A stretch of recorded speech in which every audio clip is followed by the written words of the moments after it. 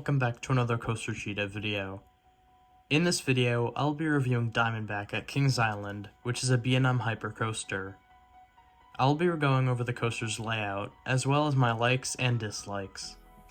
You start off by rolling out of the station and climbing up the 230-foot lift hill, which provides great views of the park at the top, and then you drop down 215 feet. This drop is good in all rows, but it's outstanding in the back. At the bottom of the drop, you hit the ride's max speed of 80 miles per hour. You then bank to the right and go up into a massive floater airtime hill, which provides great airtime in every row.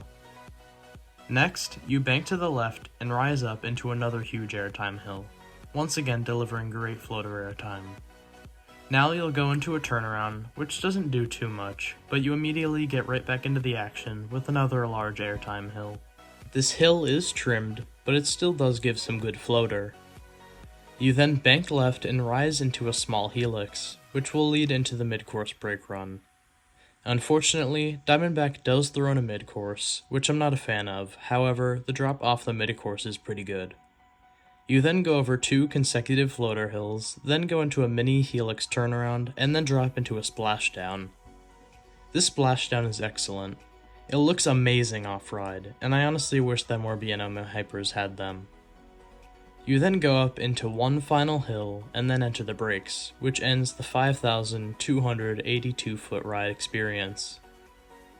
Diamondback is a long ride, which is something that I like a lot. Diamondback is absolutely filled with airtime. It is a barrage of airtime hill, one after another. Diamondback is an extremely fun and enjoyable attraction that is not meant to be intense.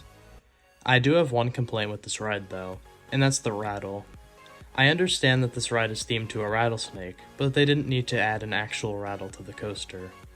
It is definitely noticeable, but it was more comfortable up front, which I honestly might prefer Diamondback up front, which is very rare for a B&M hyper.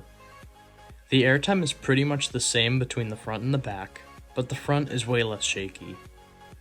Diamondback also features the B&M staggered seating trains, which I often hear people say that they like the standard seating better, but I honestly couldn't care less.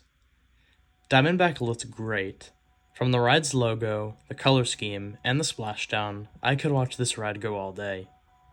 It looks even better now because it recently received a repaint. For Diamondback's score, I give it an 8.5 out of 10. It's a very fun coaster, and it's in the middle of the pack in terms of the B&M hypers that I've ridden. Comment down below what you think of Diamondback at Kings Island, and please like and subscribe if you enjoyed. I hope to see you in the next video. Goodbye.